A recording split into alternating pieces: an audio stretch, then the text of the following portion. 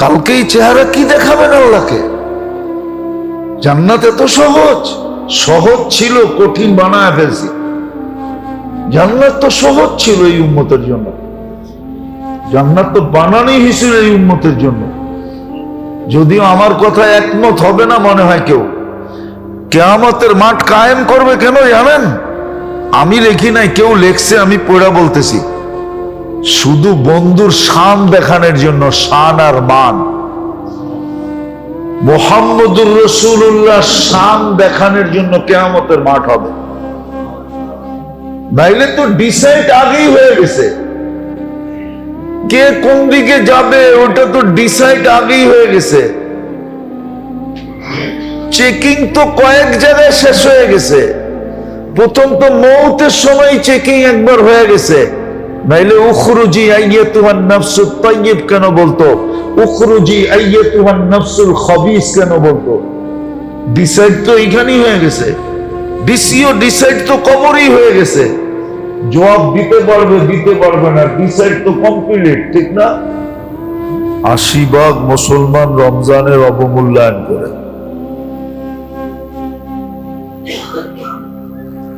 বলবেন ২০% তো মূল্যায়ন করে। সমাজ তো হয় সবাইকে নিয়েই, সমাজ হয়, আবার গোষ্ঠী হয় সবাইকে নিয়ে, জাতি যেটাকে বলে। ওই হিসাবে মুসলমান পুরাটাই একটা সমাজ ছিল, পুরাটাই একটা জাতি, পুরাটাই একটা গোষ্ঠী। বিদায় এখানে ২০% হবে না। হ্যাঁ, যদি 50% হইতো তাইলেও একটা বোঝা যেত, কিন্তু ৮০% লোকই রমজানের অবমূল্যায়ন করে। রমজানের কোনো মূল্য আমাদের কাছে নাই। যদিও যেটা বুঝাইতেছিলাম ওই দিকেই যেতেছিলাম, দেখা যাক বুঝে আসে কিনা। তো আমাদের সামনে একমাত্র সমস্যা হলো আখিরাত। দুনিয়া কোনো সমস্যা না, কেননা দুনিয়ার দায় দায়িত্ব তো আল্লাহ নিয়েই নিছিলেন। বলবেন তাইলে আমার টানা হেসরা করতে হয় কেন? টানা হেসরা বোঝেন? গ্রাম্য শব্দ তো নাও বললে বুঝতে পারেন, ঠিক না? শহরে থাকেন তো, টানা হেসরা বোঝেন কি? অভাব অনাটন, ঠিক না? এটা হইলে ওইটা হয় না, ওইটা হইলে এটা হয় না। এই যে অভাব অনাটন কেন লেগে থাকে? যখন আল্লাহ দায় দায়িত্ব নিলেন, তো অভাব অনাটন কেন লেগে থাকবে?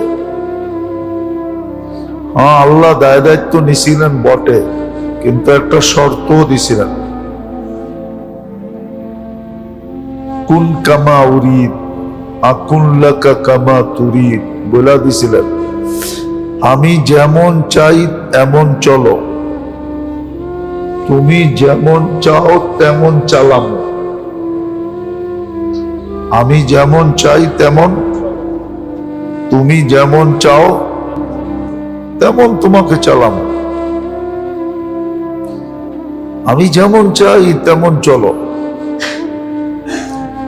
এই জন্য আমাদের আমার সমাজের কোটিপতিদের কাছেও আলহামদুলিল্লাহ নাই। ১০০০ কোটি টাকার মালিকরে জিজ্ঞাসা করবেন, ও গলা শুকাইব, ও কইব ব্যবসা ভালো না, সুখে নাই। অথচ ওর টাকা দিয়ে ব্যাংক চলতেছে। কি ব্যাংক চলে? ও দেখবেন গলা শুকাইব। লজ্জাপতি তো ছুইলে গুটায়া যায়, ঠিক না? নাইলে এমনি খোলা থাকে, ঠিক না? ওরটা দেখবেন ২৪ ঘন্টাই গুটায়া থাকে, কখনো খোলে না।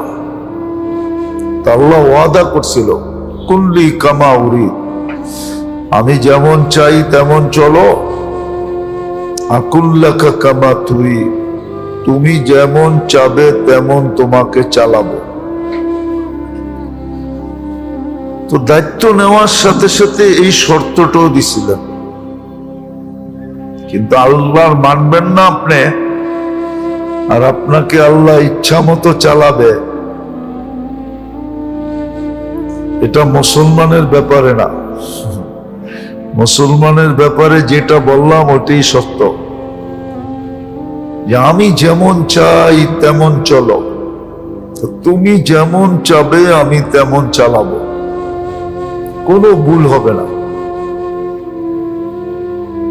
তো বিষয়টা দুনিয়ার না, বিষয়টা আখেরাতের। কেন দুনিয়াটার তো দায়িত্ব নিয়ে আনিছেন, মৌতের আগ মুহূর্ত পর্যন্ত পালবে। আর কোরআনে সুস্পষ্ট, হুয়াল্লাযী খালাকাকুম সুম্মা রাযাকাকুম, তোমাদেরকে অস্তিত্ব দিছি, লালন পালনের দায়িত্ব আমার। আরো প্রমাণ দেওয়া আছে, ওমা মিন দাব্বাতিন ফিল আরদি ইল্লা আলাল্লাহি রিজকুহা, শুধু তোমাকে লালন পালন করব না, তোমার সাথে আরো হাজারো কোটি সম্প্রদায়কে লালন পালন করব। ইন্নাল্লাহা হুয়ার রাজ্জাকু যুল কুওয়াতিন মাতিন, আল্লাহর দ্বারাই সম্ভব সবার বাজেট পুরা করা, মানুষের দ্বারা বাজেট পুরা করা সম্ভব না, মানুষের দ্বারা প্রতিশ্রুতি পুরা করা সম্ভব না। হ্যাঁ, এই জন্য প্রতিশ্রুতি পুরা করা কোন সরকারের পক্ষে সম্ভব না, যত কথাই বলো। আল্লাহ বলে প্রতিশ্রুতি পুরা করা একমাত্র আমি আল্লাহর পক্ষে সম্ভব। তো আমাদের সমস্যা হলো আখেরাত, দুনিয়া না। কিন্তু একটা কথা হলো, আল্লাহ আমরা সমস্যার সম্মুখীন হই, এটা আল্লাহ চান না। আমরা যেন সমস্যার সম্মুখীন না হই। সমস্যা আখেরাত, কিন্তু সমস্যার সম্মুখীন যেন না হই। আপনি বলবেন এটা কি করে হয়, সমস্যা সামনে আর আমি সম্মুখীন হব না? ওটাই তো বুঝাইতেছি, এটাই বুঝতে হবে মন দিয়া, এটাই মন দিয়া বুঝতে হবে, নাইলে বুঝে আসবে না। না আসলে জীবনটা কেটে যাবে, শুধু আফসোসটা থেকে যাবে। এই জন্য কোরআনে বহু জায়গায় আফসোসের কথা আছে, ইয়া লাইতানি ইয়া লাইতাহু, কোরআনে বহু জায়গায় আছে। এটা হলো আফসোসের শব্দ, আর এটা কত ওয়েট আর ওজন আর কত বেদনাদায়ক, এটা আরবির সাথে সম্পর্ক নাই, এই জন্য বুঝি না। নাহলে বসতাম ইয়া লাইতাহু, এটা আরবিতে যে কত ওয়েট, এটার ওজন এটা। আমাদের সমস্যা হলো আখেরাত, কিন্তু আল্লাহ চান না যে আমরা সম্মুখীন হই। আর এটার পিছনে যুক্তিও আছে। আল্লাহ বলে তুমি যদি আখেরাতের সম্মুখীনই হবে, সমস্যার সম্মুখীনই হবে, তাহলে আমি তোমাকে মুসলমানের ঘরে জন্ম দিলাম কেন? আবার উম্মতে মুহাম্মদী হিসাবে তোমাকে আমি নির্বাচিত করলাম কেন?